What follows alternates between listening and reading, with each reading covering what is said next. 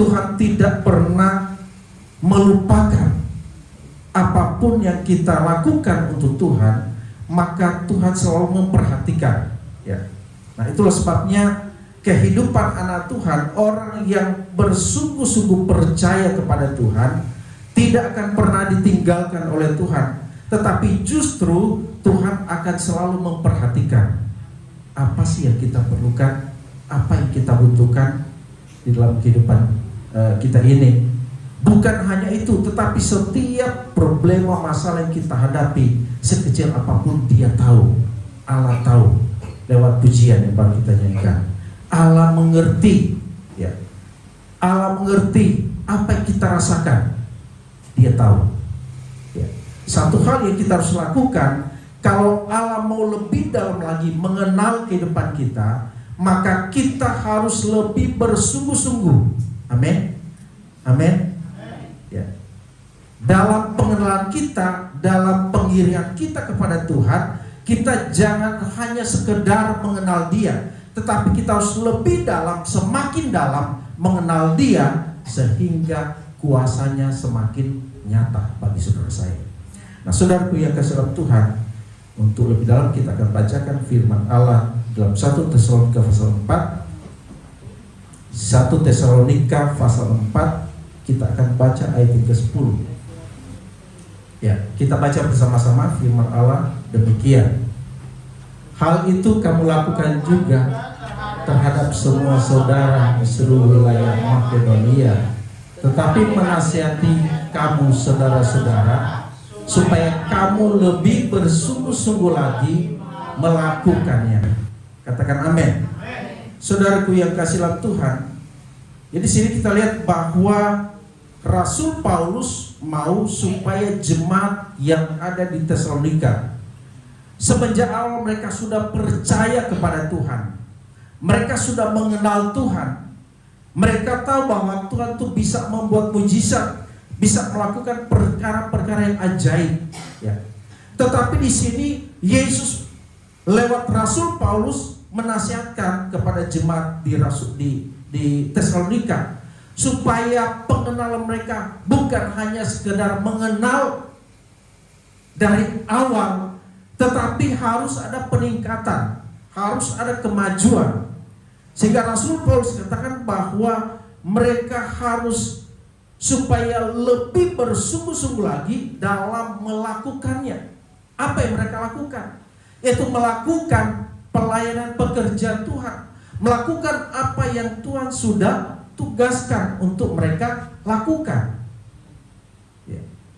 Melakukan pelayanan pekerjaan Tuhan bukan hanya sekedar yang penting kita sudah kerja,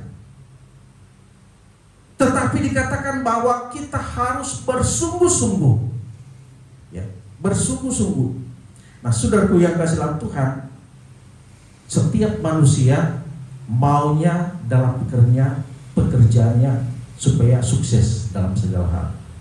Tapi kesuksesan itu akan kita capai hanya dengan kata kuncinya sungguh-sungguh. Amin. Kalau seseorang tidak bersungguh-sungguh dalam dia mau mencapai kesuksesan, maka dia tidak akan bisa melihat kesuksesan. Kesuksesan itu hanya bisa di bibir saja, ya. Tetapi kalau dia bersungguh-sungguh dengan sekuat tenaga dia mau sukses, dan dia lakukan kesungguhan itu, maka barulah kunci kesuksesan dia akan rasakan.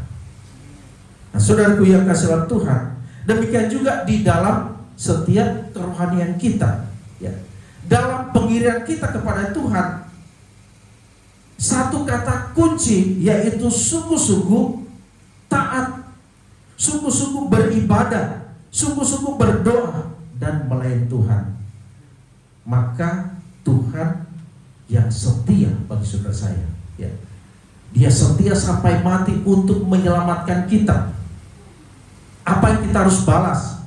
Hanya dengan kesungguh-sungguhan kita melayani Tuhan, mengiring Tuhan, maka kita bisa berkata dengan iman bahwa kita pasti sukses di dalam Tuhan. Dengan kata kunci sungguh-sungguh, ya. Nah, saudaraku yang kasih oleh Tuhan, dalam bahasa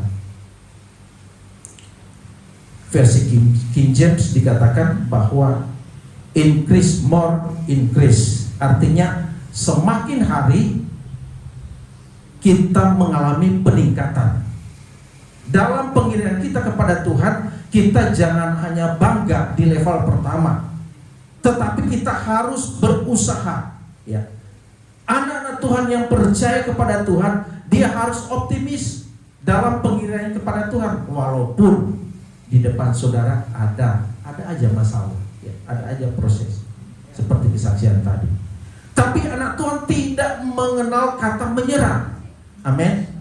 Kita tidak mengenal kata menyerah, karena semenjak Tuhan memanggil kehidupan saudara saya, janji Tuhan bahwa dia akan menyertai saudara. Amin. Jadi ketika Tuhan sudah menyertai kita, kita tidak sendirian. Saat itu dia ada bersama dengan saudara. Nah, kalau Tuhan sudah menyertai kita, maka hati dan pikiran kita ini harus sejalan dengan pikiran Tuhan, pikiran Kristus. Itu sebabnya firman katakan, pikirkanlah perkara-perkara yang di atas. Pikirkanlah perkara-perkara yang di atas, itu bicara tentang hal-hal kerajaan Allah, ya, hal-hal yang positif, hal-hal yang optimis, hal-hal yang mendatangkan, membangkitkan semangat, kekuatan iman di dalam hidup kita. Itu yang kita harus pikirkan. Kalau hal itu terjadi dalam kehidupan kita, ini namanya bahwa kita akan semakin bertambah-tambah iman kita di dalam Tuhan. Amin. Karena akan disertai dengan kesungguh-sungguhan kita. Ya. Kesungguh-sungguhan ini artinya bahwa kita mau lebih maju lagi di dalam Tuhan. Enggak ada kata mundur, tidak ada kata menyerah. Karena firman Allah katakan, ya puji Tuhan, dengan kemurahan Tuhan saya dipercayakan untuk mengajar. Saya setiap kali belum masuk dalam materi, saya katakan kepada anak-anak itu, ya, saya beri spirit, semangat bagi mereka. Apalagi dapat yang kelas sudah tinggi, ngajarnya siang jam 12, itu sudah jam-jam ngantuk, ya. Jadi saya bikin yel-yel. Jadi dari tingkat pertama sampai yang tinggi, sebelum masuk materi saya katakan bahwa kita ini, firman Alkitab bahwa kita ini tentara Kristus. Tentara Kristus jangan loyo, jangan lembek-lembek. Tentara Kristus harus kuat. Ya, saya bikin yel-yel. Anak-anak ikutin. Saya anak Tuhan, luar biasa, kuat. Yes, yes, yes. Jadi sebelum mereka masuk dalam pelajaran, mereka sudah semangat dulu, ya. Sudah kasih spirit dulu. Setiap sebelum ngajar saya pakai yel-yel, ya. Apalagi anak Tuhan, kita mau maju dalam Tuhan, amen, harus semangat. Amin.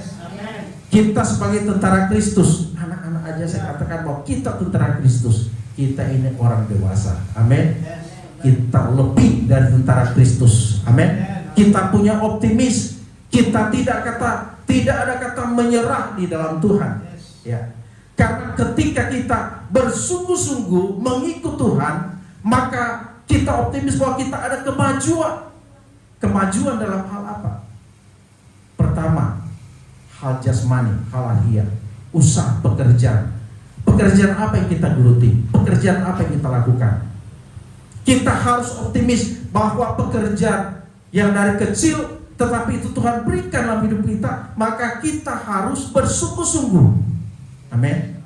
Dari hal yang kecil. Firman Allah katakan, kalau kita sungguh-sungguh dalam hal yang kecil, kita dipercayakan dalam hal kecil, kita lakukan dengan penuh kesungguhan, maka Tuhan baru percayakan kita ke yang lebih besar. Ya. Bersungguh-sungguh, kata kuncinya untuk kita sukses. Bersungguh-sungguh artinya kita berusaha sekuat tenaga kita. Lakukan itu sekuat tenaga kita. Walaupun di depan ada rintangan, ya, ada batu-batu kerikil, tetapi seorang prajurit Tuhan tidak ada kata menyerah. Amin. Ya.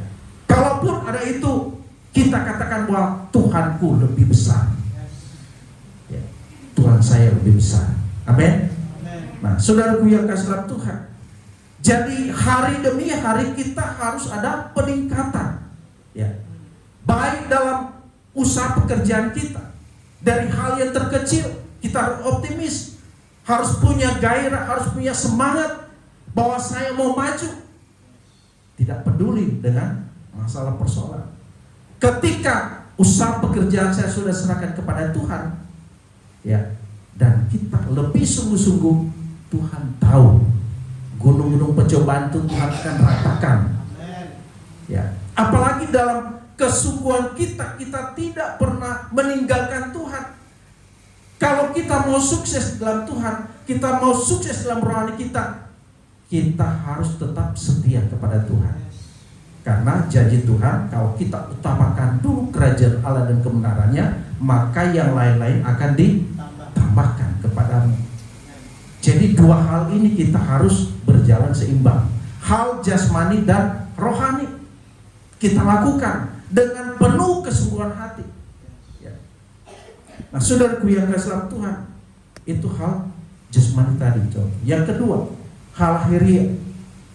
Hal lahiriah, kalau kita bersungguh-sungguh, kita mau mengenal Tuhan dengan sungguh-sungguh, maka saudara akan harus yakin bahwa kita akan dibukakan jalan oleh Tuhan. Amin. Contoh, ketika kita baru mengenal Tuhan, baru percaya pada Tuhan, kita baru mulai baca firman Tuhan. Tapi saudara tahu dari Kejadian sampai Wahyu, kalau saudara lihat dengan mata lahirnya, membingungkan, bisa membosankan, ya kan? Nah, bagaimana kalau kita berusaha dengan sungguh-sungguh bahwa saya mau lebih mengenal Tuhan Yesus semakin dalam, itu lewat baca firman Allah. Ya. Secara lahir memang membingungkan, ribet, apalagi sejarahnya, riwayatnya. Tapi kalau kita sabar, kita tekun baca firman Tuhan, memang mungkin hari itu kita baca satu ayat, satu pasal, kita blank, kita belum mengerti, tapi saudara tekun aja. Amin. Ya. Besok baca lagi, jangan bosan-bosan. Itu namanya bersungguh-sungguh. Baca aja. Nanti ketika ibadah minggu depan, oh iya, kayaknya di bawah pendeta khotbah itu seperti saya baca hari Senin lalu. Ya. Tuhan bisa bukakan, Dia bisa singkapkan rahasia firman Tuhan yang kita baca pada Senin lalu. Ya. Nah, Tuhan lihat karena kita mau berusaha dengan sungguh-sungguh, maka Tuhan pasti buka jalan. Amin. Ya. Jadi tidak ada kekecewaan di dalam Tuhan kalau kita berusaha dengan sungguh-sungguh. Karena orang mau sukses, kata kuncinya sungguh-sungguh. Tetapi kalau dia tidak sungguh-sungguh, artinya setengah-setengah, maka tidak akan melihat kesuksesan. Ya. Dalam pengiringan kepada Tuhan, kalau kita hanya rasa-rasa, enak enggak, enggak enak. Ya. Itu karena manusia, kita melihat, kita datang gereja hanya melihat si A, si B, si C. Kita tidak punya optimis untuk mau merasakan kuasa Tuhan, hadirat Tuhan. Kita tidak punya rasa optimis untuk kita bisa melihat bahwa saya ke gereja mau bertemu dengan Tuhan. Kalau saudara bersungguh-sungguh datang ke gereja, saudara dari rumah sudah beriman, saya bersungguh-sungguh, saya punya niat yang kuat, saya mau merasakan hadirat Tuhan. Walaupun saya sakit, ketika saya beriman, saya yakin bahwa ada hadirat Tuhan. Ketika memuji Tuhan, bahwa Tuhan akan menjamah saya. Ketika saya mendengarkan firman Tuhan, bahwa ada kuasa Tuhan yang ada memenuhi kehidupan saya. Nah, saudaraku yang kasih Tuhan, itu termasuk dikatakan bahwa kita sungguh-sungguh mau mengenal Tuhan lebih dalam lagi. Memang kita datang ke gereja bertemu dengan jemaat si A, si B, si C, bertemu dengan pendeta. Ya. Tetapi yang paling utama, yang paling fokus kepada Tuhan, ibadah yang sebenarnya adalah pribadi kita dengan Tuhan. Kita harus pelihara ini. Pribadi kita dengan Tuhan itu ibadah yang sejati. Sehingga dalam Roma pasal ke-12 dikatakan, persembahkanlah tubuhmu sebagai persembahan hidup. Di yang kudus dan yang berkenan kepada Tuhan. Dalam iman kita membawa tubuh, jiwa, dan roh kita taruh di atas mezbah Tuhan. Saat saudara sungguh-sungguh menyembah, beribadah, memuji, memuliakan Tuhan, bahkan bisa sampai seperti Raja Daud, dia menari-nari, berlompat-lompat memuji Tuhan. Saat itu tubuh, jiwa, dan roh kita di atas mezbah yang kudus akan dibakar oleh api surgawi. Dia akan membakar, ya. Pertama yang dia bakar adalah apa? Emosi kita, keegoan kita, ya. Dia bakar supaya menjadi netral. Manusia semua punya emosi, punya egoisme, itu pasti, itu masih normal.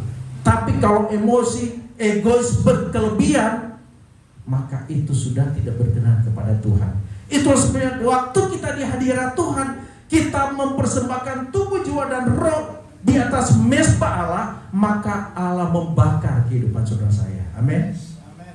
Jadi semua yang lebih-lebih, yang negatif, yang lebih-lebih ini Tuhan bakar supaya itu akan menjadi netral, ya. Sehingga hidup kita semakin hari, hidup kita semakin berkenan kepada Tuhan. Asal saudara setiap kali datang beribadah, menyerahkan hidup, tubuh, jiwa, dan roh kepada Tuhan, maka saudara akan semakin mengenal Tuhan kita lebih dalam lagi. Bahkan kita akan merasakan, ya, kita akan diberikan kepekaan oleh Tuhan. Baru lewat puji-pujian. Saat itu kalau kita punya sakit penyakit, kita punya masalah, saudara imani, lewat puji-pujian Tuhan hadir di baiknya lewat puji-pujian. Ya, dia akan menjamah kita, dia akan menyembuhkan kita, dia akan melepaskan kita dari segala beban, ikatan, kuasa kegelapan. Terlepas hanya lewat puji-pujian. Ya, firman Tuhan minggu lalu, puji-pujian melepaskan kita dari segala masalah. Amin. Ya. Sekarang lagi terkenal, lagi banyak orang stroke. Ya. Itu biasa dari mulut. Nah, kalau dokter katakan itu terapi, ya, itu terapi. Kalau saya, pendeta katakan kita harus banyak baca firman bersuara, ya, walaupun di rumah baca firman bersuara. Sebanyak apapun yang ayat saudara baca, bersuara. Yang kedua, walaupun saudara kamar mandi, memuji Tuhan sekeras mungkin, karena itu terapi rohani. Amin. Itu terapi jasmani dan rohani. Pertama saudara, ketika memuji mengalurkan pujian, itu saudara naikkan di depan hadirat Tuhan, sehingga kuasa Tuhan akan menjamah, menyembuhkan. Yang kedua, dokter juga dikatakan harus terapi, rahang, tangan, terapi supaya bergerak, jangan diamkan. Ya. Jadi dengan membaca keras-keras, dengan memuji Tuhan dengan keras, itu terapi rahang saudara. Ya, itu terapi jasmani dan rohani. Lakukan, pasti Tuhan tolong. Amin. Nah, saudaraku yang kasih Tuhan, jadi dikatakan bahwa kita harus mengenal Dia lebih dalam, berusaha dengan sungguh-sungguh. Ya.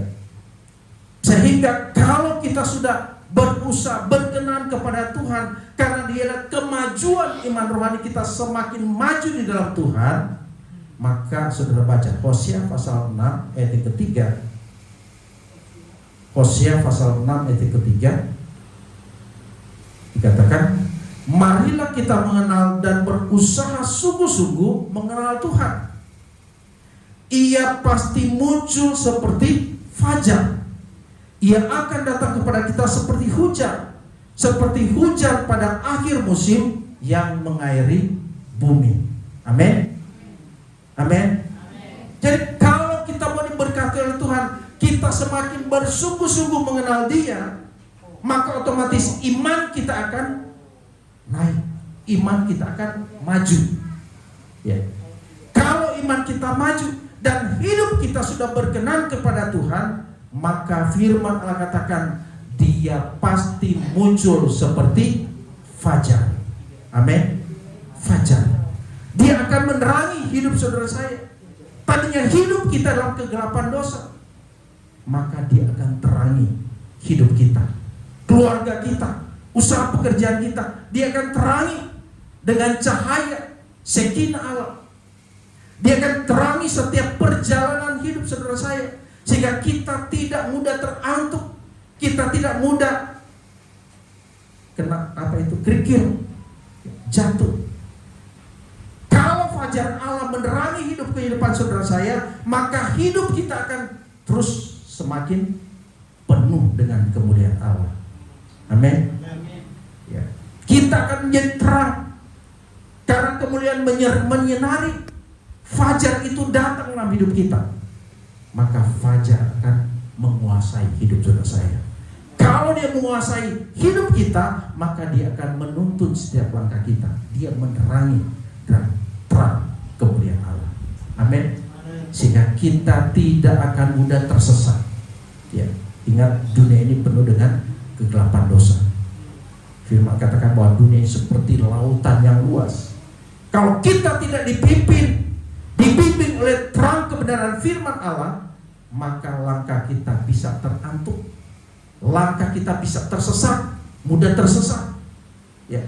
Banyak pengaruh di sekitar kita yang dipakai oleh kuasa iblis untuk mau menjatuhkan iman rohani saudara. Iblis kalau dia bekerja, dia tidak peduli sudah berapa lama panggilan kita kepada Tuhan. Ya.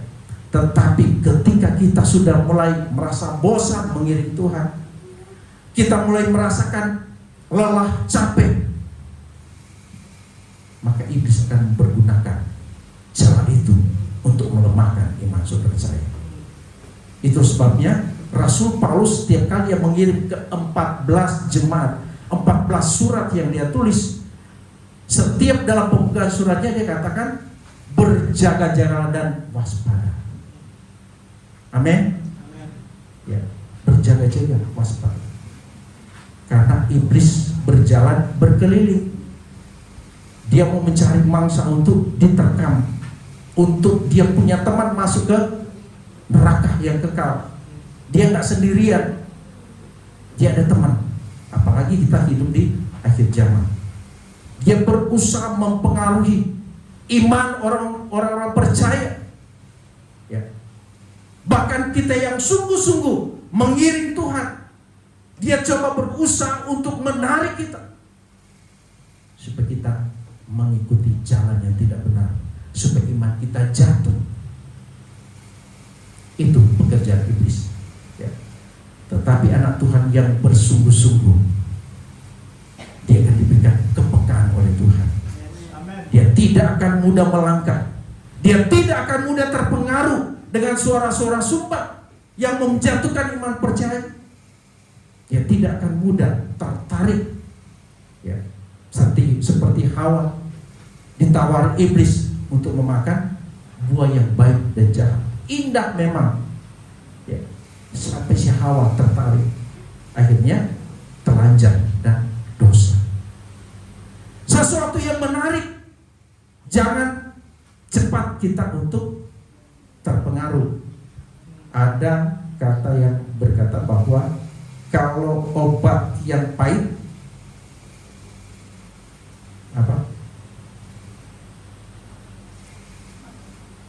kalau sesuatu yang manis jangan langsung ditelan.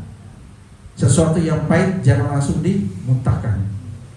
Karena justru yang pahit itu adalah obat. Tapi yang manis itu berbahaya, bisa menjadi racun. Ya. Bisa menjadi racun dalam tubuh. Nah, saudara yang kasih dalam Tuhan, jadi ketika kita berusaha sungguh-sungguh mengenal Tuhan, maka firman katakan bahwa dia akan datang, muncul seperti fajar. Artinya dia menguasai kehidupan kita dengan kemuliaannya, dengan terang yang ajaib. Sehingga kalau terang Allah dalam hidup kita, dia akan menerangi usaha saudara dan saya.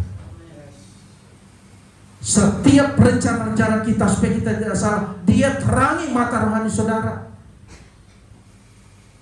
Setiap perjalanan iman rohani kita, Dia yang sudah lebih dahulu di depan saudara menerangi, sehingga kita tidak mudah terjatuh, tidak mudah tersesat. Ya. Fajar muncul tiba-tiba karena ada kesungguhan di dalam hati kita. Yang kedua, Dia akan datang kepada kita seperti hujan. Hujan pertama bicara tentang Dia mengairi, ya, mengairi, bicara tentang ketenangan, hati yang tenang. Yang kedua, hujan bicara tentang berkat. Amin. Berkat. Siapa yang mau diberkati pada siang hari ini? Ya. Kita harus semakin bersungguh-sungguh. Amin. Dalam kita mengiring melayani Tuhan, jangan setengah-setengah. Jangan hanya kita mau rasakan, ya. Tapi kalau kita bersungguh-sungguh, maka di situ kita akan melihat. Dikatakan bahwa Tuhan akan menyatakan. Ini kita akan rasakan. Dia akan menyatakan fajar tiba-tiba muncul bagi saudara saya. Yang kedua, berkat-berkat Allah, ya, seperti hujan, Dia akan mengairi. Berkat Allah akan tercurah bagi saudara saya. Yang ketiga, dikatakan bahwa seperti hujan pada akhir musim yang mengairi bumi. Saudara akan menjadi berkat dimanapun saudara berada. Janji Tuhan tiada amin bagi orang yang bersungguh-sungguh. Amin. Jadi jangan kita mudah menyerah. Apapun rintangan halangan depan kita, ya, jangan kita patah arah, tapi kita harus optimis. Amin. Karena apa? Dari awal Tuhan menyertai saudara saya. Perjalanan kita bukan mengandalkan kekuatan kepintaran, tapi kita mengandalkan roh Tuhan ada padaku. Amin. Roh Allah yang ada dalam kehidupan saudara saya lebih besar daripada apapun yang mau menghalangi saudara saya. Puji Tuhan. Nah, Rasul Paulus dikatakan dia menasihati jemaat yang ada di Tesalonika supaya kita jangan main-main dengan kehidupan kita. Jangan main-main, walaupun saudara lihat kok orang berleha-leha, orang foya-foya sini sana, tapi tetap janji Tuhan itu pasti akan digenapi. Kita sudah hidup di akhir zaman, ya. Yang harus kita perhatikan sekarang adalah bagaimana rohani kita. Apakah kehidupan rohani kita sudah ada berjalan di atas kebenaran firman Allah, atau kita hanya ikut-ikutan seperti orang lain sehingga rohani kita menjadi bantet, tidak bertumbuh, ya. Dan kalau saudara punya prinsip yang benar, saudara berdiri di atas kebenaran firman Allah, apapun di sekitar saudara yang mempengaruhi saudara, kalau kita berjalan kebenaran firman Allah, kita punya patokan, kita punya barometer firman Allah, maka pengaruh apapun tidak akan bisa mempengaruhi kita, karena kita punya kebenaran yang sejati. Amin. Ya. Sehingga dikatakan bahwa kita senantiasa akan melakukan setiap apa yang dikehendaki oleh Tuhan untuk kemajuan iman kita. Iman kita akan semakin bertumbuh dan berkenan kepada Tuhan. Bahkan kemuliaan Allah akan datang bagi saudara saya. Bahkan berkat Tuhan seperti air tadi akan mengairi seluruh bumi. Kita akan menjadi berkat Tuhan dimanapun kita berada. Nah, saudaraku yang kasih dalam Tuhan, berubahlah mulai sekarang. Berani mengambil perubahan berarti siap bertemu dengan kesuksesan. Ya. Kalau kita mau berkomitmen kepada Tuhan, bahwa saya mau bersungguh-sungguh di dalam Tuhan, tidak peduli dengan orang-orang sekitar, apalagi banyak sekarang iblis pakai untuk mempengaruhi, mau menjatuhkan iman percaya kita. Tapi kalau saudara punya komitmen, punya prinsip yang benar dalam kebenaran firman Allah, saudara tidak mudah terpengaruh dengan apapun, maka yakin bahwa hidup kita akan dipenuhi dengan kemuliaan Allah. Ya, dan kita akan menjadi berkat. Tuhan akan pakai kehidupan saudara saya. Semakin kita bersungguh-sungguh, berarti kita melakukan segala sesuatu dengan segenap hati kita kepada Tuhan. Baik itu pikiran, tenaga, kemampuan kita beri untuk Tuhan, maka kita harus siap untuk menerima kesuksesan yang luar biasa yang sudah disediakan oleh Tuhan. Baik kita sukses secara jasmani, bahkan secara rohani, kita akan melihat Allah kita itu luar biasa. Ya, Dia akan memberkati kita. Dia ada di depan perjalanan saudara saya, dan Dia akan menerangi setiap apapun yang saudara lakukan, sehingga kita tidak akan salah melangkah, tidak salah melakukan segala sesuatu, karena Dia Shekinah Allah penuh kemuliaan. Dia ada bersama dengan saudara. Dia akan menuntun kita sampai kita masuk kepada surga yang kekal yang Tuhan sudah janjikan bagi saudara saya. Puji Tuhan, dalam pengirian kita tidak akan pernah sia-sia kalau kita melakukan dengan segenap hati kita. Kita melakukan dengan sepenuh hati kita, maka Tuhan akan memperhitungkan, dan Dia berjanji bahwa Dia akan membalas berkat yang luar biasa bagi orang yang berjirlah, bagi orang yang lebih semakin bersungguh-sungguh, imannya akan semakin melejit naik, ditambahkan kemajuan apapun dia akan raih sukses, karena Allah kita Allah yang luar biasa. Puji Tuhan, saya serahkan kepada Ibu.